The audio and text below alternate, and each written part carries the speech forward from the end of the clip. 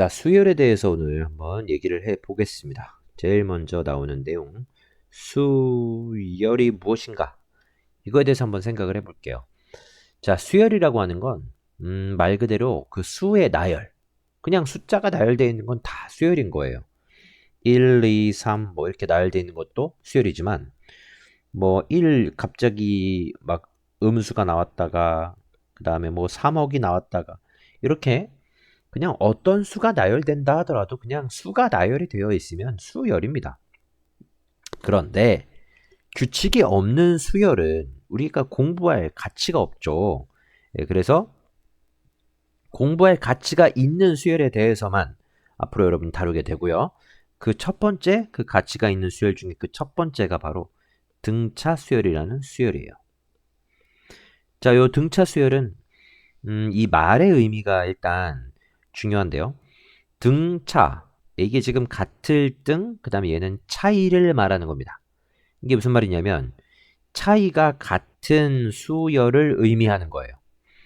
그러니까 만약에 3, 그 다음에 7, 그리고 뭐 11, 만약에 이런 어떤 수의 나열이 있다라고 가정을 한다면 얘네 둘 사이의 차이가 지금 4 차이 나죠. 여기도 4 차이 나죠.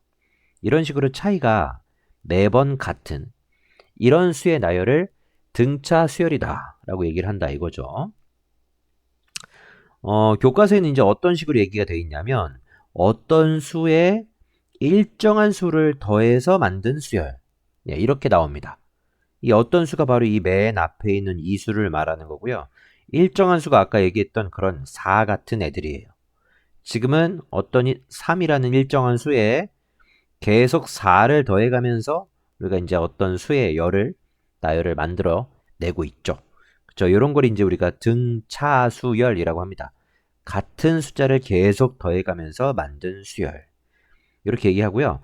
그 다음에 이제 우리가 수열은 일반적으로 맨 앞에 있는 이것을 첫째 항이라는 말을 씁니다. 첫째 항. 네, 여기 맨 앞에 있는 얘를 첫째 항이라는 말을 쓰고요. 한자어로 초항이라고 하기도 해요. 그리고 이 초항을 일컫는 그 기호도 있거든요. A라는 기호를 많이 쓰고요. A1 이렇게 밑에 여기 이제 이런 식으로 숫자를 이렇게 줌으로 해서 이 수가 첫 번째다 라는 의미로서 여기 넘버링을 이렇게 줍니다. 네, 그래서 이게 A1 그 다음에 두 번째 항을 A2 이런 식으로 얘기를 합니다. 이 수열의 각각을 전부 다 항이라고 부르는 거고요. 첫 번째 항을 A1, 두 번째 항은 A2 이런 식으로 부른다 이거죠. 자, 그럼 계속해서 A3, A4 이런 식으로 이제 나열이 될 텐데 이렇게 나열돼서 이제 우리가 생각을 해보면 어떤 특정한 항이 아마 존재할 겁니다. 이게 뭐 몇 번째인지 모르겠지만 어떤 특정한 항이 존재하는데 그 항을 우리가 AN이라고 해보죠. 이것은 그러면 n번째 항이 되겠죠. 1, 2, 3, 4 이렇게 진행이 되면서 n번째 항이 있다라고 가정을 했을 때 우리가 이런 항을 부르기를 일반항이라고 부릅니다. 일반항, 일반항 이라고 부르고요. 요 일반항을 구하는 것이 일단 등차수열의 첫 번째 목적이 되겠어요. 일반항을 구하게 되면 지금 이게 첫째 항이 3이고 둘째 항이 7이고 셋째 항이 11이고 이제 이렇게 알 수 있는데 예를 들어서 뭐 37번째 항을 구해라. 그러면 이게 이렇게 더하기만 해서는 37번째를 그냥 한 번에 구하기가 쉽지가 않잖아요. 예, 그래서 일반항을 구해가지고 그 일반항의 n 자리에다가 이 n 자리가 바로 이 수에 해당 번째를 의미하는 거니까 그쵸? 이 일반항을 구해서 이 n 자리에다가 37을 대입하는 그런 방식으로 이제 수열을 만들기 위해서 우리가 일반항이라는 걸 구하게 됩니다. 네, 그래서 일반항을 어떻게 구하는지 지금 한번 생각을 해보겠습니다. 자, 지금 여기 지금 보여지고 있는 수열의 첫째 항은 A1은 현재 3입니다. 그럼 이제 A2는 어떻게 구할 거냐? A2는 이 3이라는 숫자에다가 일정한 수 4를 더해서 만들어내고 있죠. 네, 그래서 3이라는 숫자에다가 일정한 수 4를 더해서 7을 만들었습니다. 자, 그러면 세 번째 항 A3은 어떻게 되느냐? 3 더하기 4 이거 그냥 이렇게 그대로 갖다 쓸게요. 이게 지금 두 번째 항이고요. 여기다가 4를 한 번 더 더해서 세 번째 항을 만들어내는 거죠. 계산 결과가 11이지만 이 수열이 어떤 특징을 갖고 있는지 이 규칙을 알기 위해서는 이 계산 결과를 굳이 쓰지 않고요. 그죠? 이렇게 과정을 나타내는 게 규칙을 바라보기가 더 쉽습니다. 자, 계속해서 네 번째 항도 한번 구해보시면 같은 방식으로 3 더하기 4 더하기 4까지는 세 번째 항이었죠? 한 번 더 더한다. 네, 이런 식으로 더해지고 있다는 걸 알 수가 있죠. 여기서 이제 우리가 보면 알 수도 있겠지만 두 번째 항은 여기는 요 4를 한 번 더하고요. 세 번째 항은 여기는 4를 두 번 더하고 네 번째 항은 이 4를 일정한 수 4를 세 번 더해서 나타냈죠. 예, 그래서 결국 n번째 항은 첫 번째 항에다가 4를 몇 번을 더했을까요? 라고 생각을 해보시면 4항이었을 때는 4를 3번, 3항이었을 때는 4를 두 번 더했으니까 n항이었을 때는 4를 n-1번 더하는 겁니다. 그래서 4를 n-1번 더했다는 게 n-1을 곱했다 라는 말이 되겠죠. 네, 이런 식으로 해서 우리가 일반항을 구할 수 있습니다. 네, 식을 전개해서 써보면 4n-1이라는 식이 만들어지겠죠. 네, 요게 지금 우리가 여기 만들어낸 요 수열의 일반항입니다. 맞죠? 그래서 이게 n번째 항에는 아마 이렇게 4n-1이라는 이런 식이 오겠죠. 아까 37번째 항을 구하려고 했는데 37을 여기다 딱 대입만 하면 37번째 항이 어떤 수인지 알 수 있습니다.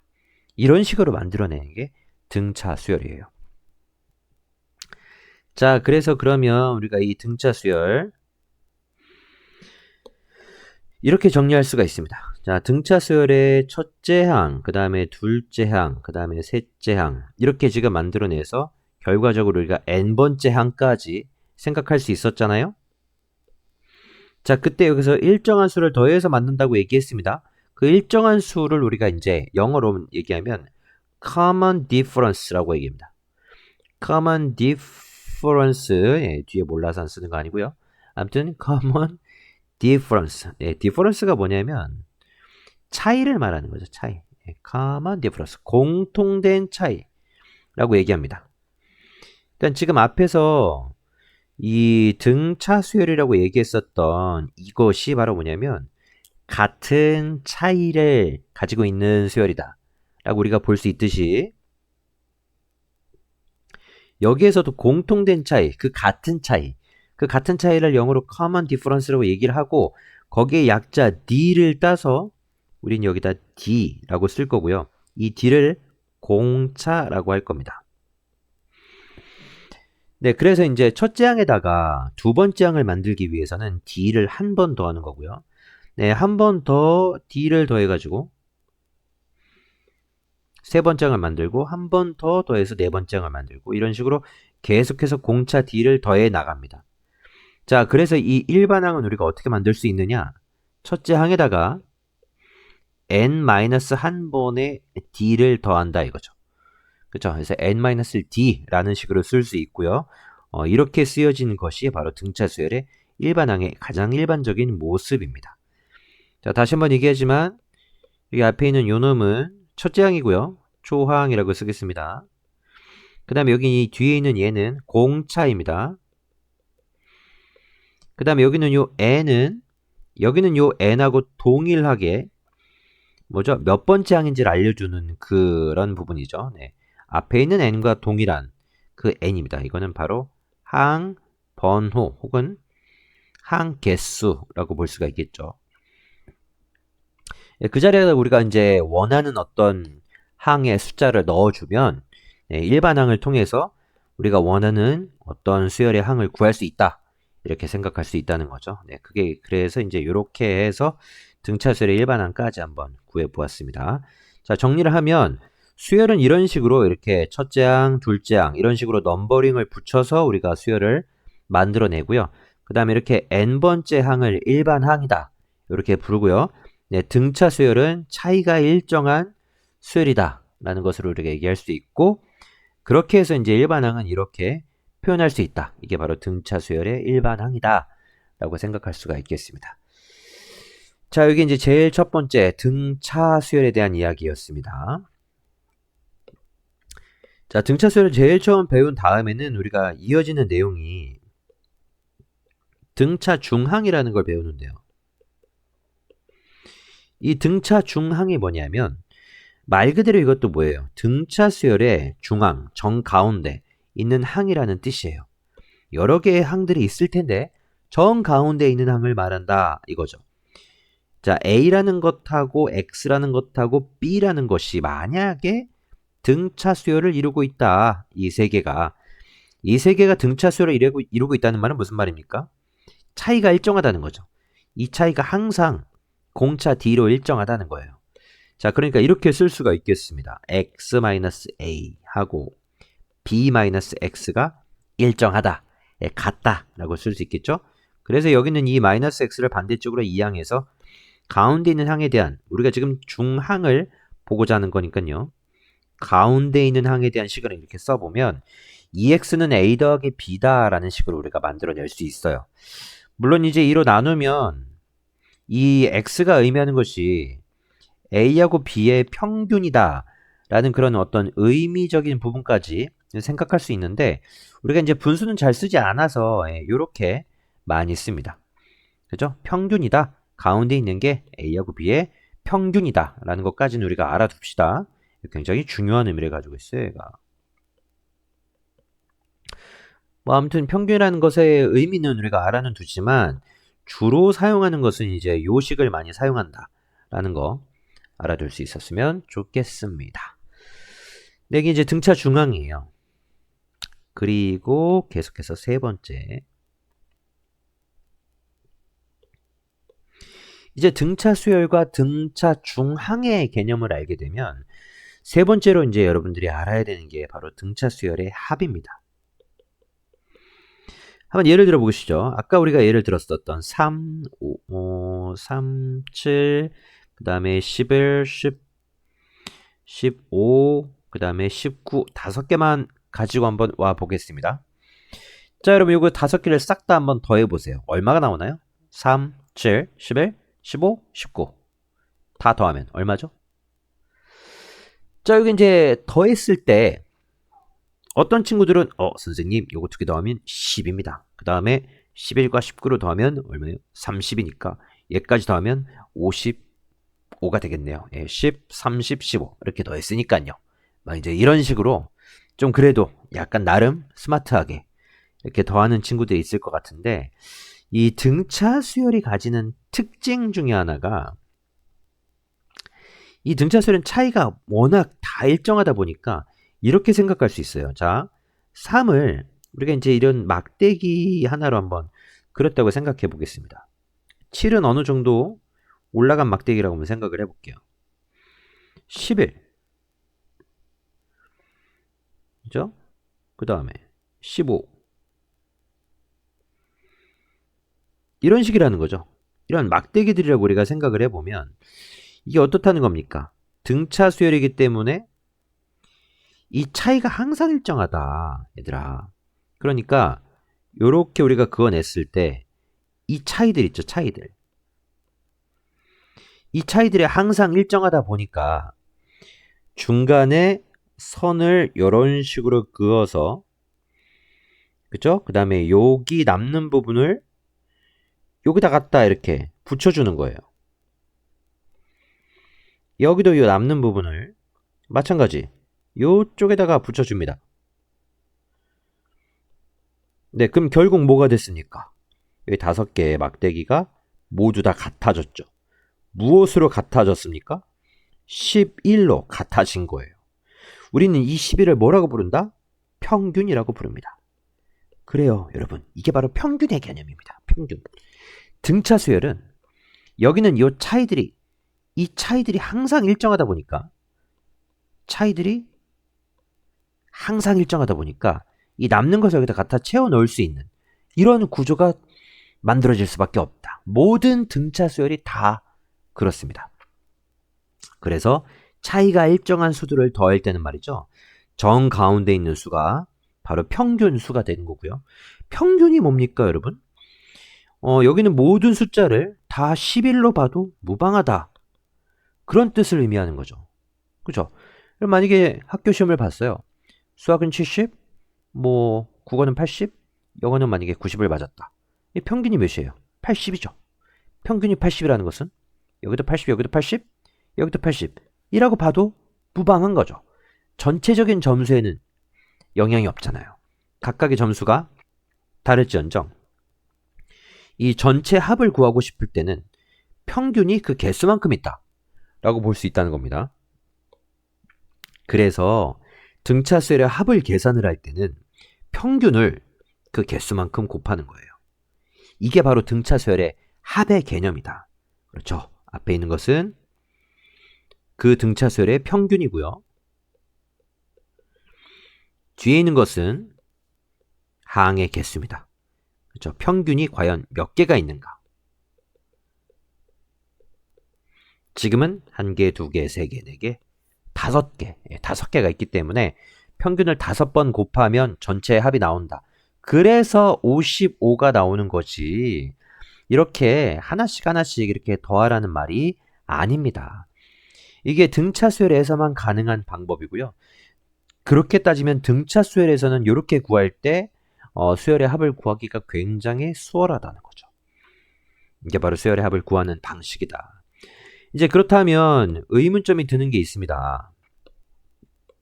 선생님, 항이 하나가 더 있으면 어떻게 되나요? 그렇죠. 그러면 평균이 더 이상 11이 아니니까요. 그럼 어떻게 될까요? 항이 한 개가 더 있으면. 결과적으로 평균은 정 가운데 있는 수, 지금 이 수열 안에는 존재하지 않지만 아무튼 평균은 정 가운데 존재할 겁니다. 수열로서 존재하는 게 아니라 어떤 숫자로서는 분명히 평균이 있어요. 그게 얼마죠? 2개 더하면 26이니까 26을 반으로 나눈 게 바로 13입니다. 11과 15의 정 가운데 있는 숫자 13이죠. 그래서 결국 이 수열 안에 내부에 이 평균 숫자가 없다 하더라도 어차피 우리가 수열의 합을 계산하는 데는 평균 곱하기 개수만 하면 되기 때문에 이와 같은 경우에도 이제 평균 13을 구해서 곱하기 6을 하면 3부터 23까지의 차이가 일정한 이 수들의 등차 수열의 합을 구해낼 수 있다는 거죠. 그래서 평균과 항의 개수 이걸 가지고 등차 수열은 더하기, 그렇죠? 합을 그런 식으로 계산을 하는 겁니다. 자, 그러니까 이제 우리가 이렇게 정리할 수가 있습니다. 어떤 등차 수열의 첫째 항을 A라고 하고요. 그 다음에 이 등차 수열의 마지막 항을 L이라고 하면 등차 수열의 특징상 이 첫 번째 항과 그 다음에 맨 끝에 있는 항, 이 두 개를 더해서 나누기 2를 하면 바로 평균을 구할 수가 있어요. 이게 등차 수열의 구조예요. 원래 우리가 평균을 구하려면 합을 먼저 구한 다음에 개수 6으로 나누잖아요. 원래는 이렇게 구하는 거잖아요. 그렇죠? 근데 등차 수열의 특징은 이것과 이것, 맨 처음과 맨 끝에를 더해서 나누기 2 하는 것만으로도 다 더하지 않고 나누기 2 하는 것만으로도 우리가 평균을 구할 수 있기 때문에 그런 방식으로 평균을 쉽게 구해서 개수를 곱하는 방식으로 해서 전체 합을 구하겠다는 소리입니다. 그러니까 이것은 평균이 이 처음하고 지금 끝을 더해서 우리가 방금은 얘기했지만 사실상 평균 구하는 데 있어서 그 전 거, 다음 거구나. 처음에 다음 거, 그러니까 두 번째 항과 이 끝에 바로 이전 거, 얘네 둘을 더해서 나누기 2를 해도 평균 나오고요. 마찬가지 11과 15를 더해서 나누기 2를 해도 역시 평균이 나오죠. 그러니까 평균은 이 어떤 평균이 정 가운데 있는 거기 때문에 이 정 가운데 있는 수를 중심으로 대칭적으로 있는 두 수를 더해서 나누기 2를 해도 되고요. 또는 4개를 더해서 이것 전부 4개를 더해서 대칭적으로 있는 맨 끝에 있는 것들, 그 다음에 있는 것들까지 4개를 더해서 나누기 4를 해도 역시 평균은 나옵니다. 어떤 방식으로 해도 우리가 평균은 구할 수가 있어요. 중요한 것은 바로 이 평균이라는 개념이다 이거죠. 등차 수열의 합은 평균, 여기다가 항 개수를 곱해서 계산해서 계산을 하는 것이다. 이렇게 생각을 해 두셔야 합니다. 그래서 이제 하던 얘기를 마저 하면 등차 수열의 첫째 항을 A라고 하고 등차 수열의 마지막 항을 L이라고 한다면 우리의 평균은 A 더하기 L 나누기 2가 바로 평균이 되겠고요. 이 전체 항 개수가 만약에 n개가 있다고 가정한다면 여기에다가 n만 추가로 곱해서 우리가 등차 수열의 합을 계산할 수 있다라고 정리할 수가 있겠습니다. 자, 등차 수열을 AN이라고 하고 등차 수열 AN의 첫째 항부터 n항까지의 합을 SN이라고 할 때 주로 이런 식으로 많이 나와요. SN이라고 할 때 우리는 그 SN을 다음과 같이 구할 수 있다. 이렇게 정리가 되는 부분이라는 거죠. SN은 이렇게 정리가 된다. 네, 바로 이렇게 해서 등차수열의 일반적인 등차수열의 합의 모양을 한번 생각해 보았습니다. 이해할 수 있겠죠? 네, 이렇게 해서 우리가 등차수열의 합까지 한번 생각해 보았고요. 하나 더 우리가 생각해야 되는 게 이 끝에 있는 거 L 있죠? 이 L은 한개수가 n개이기 때문에 사실상 마지막 항이 되겠고요. 이 마지막 항은 A 더하기 아까 전에 n-1 D 네, 앞에 했던 거 기억나십니까? A 더하기 n-1 D 그렇죠? 네, 여기 있죠. 그렇죠? 요런 모양이 있기 때문에 마지막 항 대신에 A 더하기 n-1 D를 여기 L 자리에다가 집어넣어서요. 네, 여기다가 집어넣어서 우리가 생각을 해볼 수도 있는데 그러니까 이건 이렇게 쓸 수도 있다는 말이죠. 2분의 n에 L 자리에다가 요거를 그대로 갖다 집어넣으면 2A 더하기 n-1t 라고 쓸 수도 있습니다. 그러니까 등차수열의 합의 구조는 기본적으로 첫째 항, 그 다음에 마지막 항 두 개 더해서 평균 내서 n개를 구하는 방식으로 구하는 게 가장 기본이고 여러분 이 개념을 반드시 기억해 두셔야 됩니다. 너무 중요한 개념이에요. 이렇게 할 수도 있지만 우리가 일반적으로 마지막 항을 알기가 쉽지 않을 때가 많아요. 그래가지고 첫째 항과 공차만 가지고 이제 우리가 문제를 풀어야 할 때는 이런 방식으로 해서 우리가 수열의 합을 생각해야 될 수도 있습니다. 그래서 이런 방식 아니면 이런 방식으로 수열의 합도 우리가 생각을 해봐야 되기 때문에 이렇게 해서 등차 수열의 합을 이렇게 첫째 항과 끝항의 평균의 개수를 곱하는 방식으로 더하는 이 기본 방식은 반드시 알아두시되 여기 밑에 있는 요 내용 있죠. 요 내용까지도 같이 생각은 해 두셔야 합니다. 네, 그래서 이제 등차 수열, 그 다음에 등차 중항, 그 다음에 등차 수열의 합까지 한번 생각해 보았는데 이 내용을 토대로 해가지고 문제를 한번 풀어보시고 관련된 질문을 한번 해볼 수 있도록 할게요.